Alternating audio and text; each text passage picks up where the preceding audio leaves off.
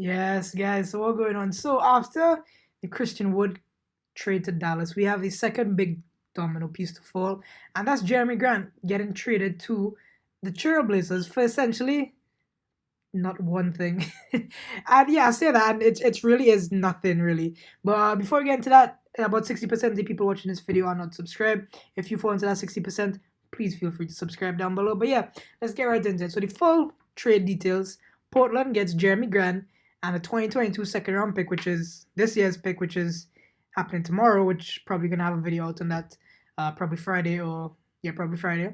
So there's that, and that's number 46. And they swapped second round picks, and now it's still so it's a 2022 second round swap pick.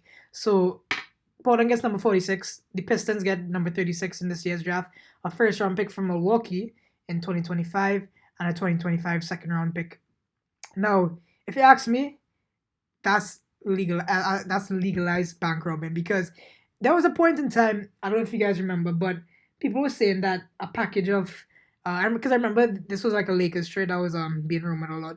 It was THT, Kendrick Nunn, I think Trevor Ariza, and the late first round pick. Like I say, I'd probably say around 2025, 2026, somewhere around their first round pick. And people saying that's not enough to get Jeremy Grant. And lo and behold, well, 2 years later, he goes for absolutely nothing to Portland, out of all places. Which, I mean, it is a steal because Jeremy Grant is a good player. He's I don't know how many points he put up last year, but he's like probably like 18 to 22 points. He averages. He's a great defender. I know he could guard position 3, 4, and 5. Um, I haven't watched too much of him this season because I didn't really watch too many Pistons games, if I'm being very honest, because the Pistons were kind of not the best team in the world, so I didn't really watch much of him. But from what I remember, when he was at Denver, he was really good.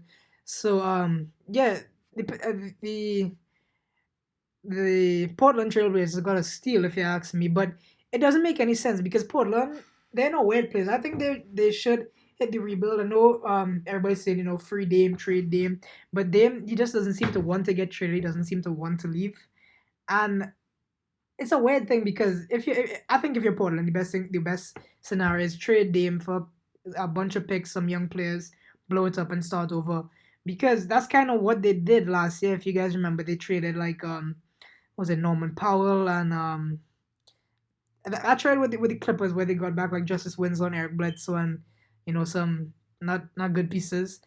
And they have a bright young guy and Anthony Simons who they could build around. And I think that's the direction they should be going. Not getting Jeremy Grant, because now what's his team gonna be? It's gonna be Dame, Anthony Simons. I don't even know who's playing the three, to be honest. And then Jeremy Grant and Yusuf Nurkic at the five.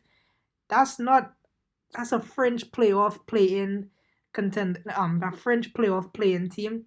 That's not a that's not a team you want to you want to have, because they seem pointless. Like what's the point of just trying to be a French playoff play-in team, and you're not gonna have an amazing draft pick. You're gonna be like middle of lottery next year.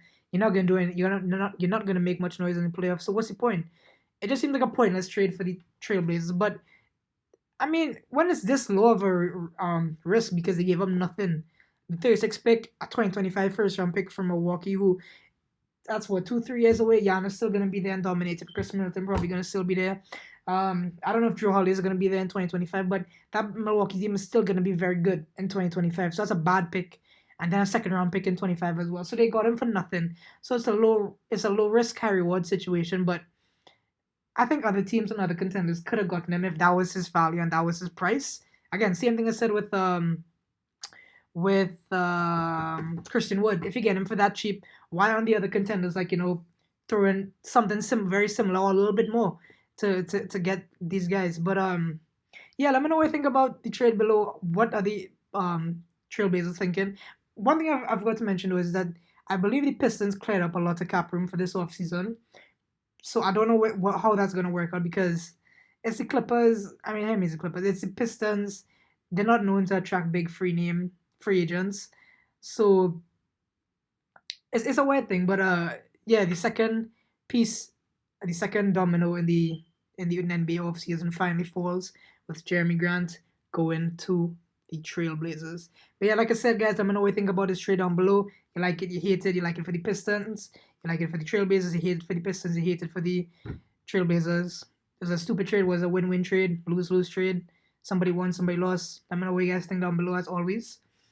Thanks for watching. It's been your boy Shivs. Talk to you later.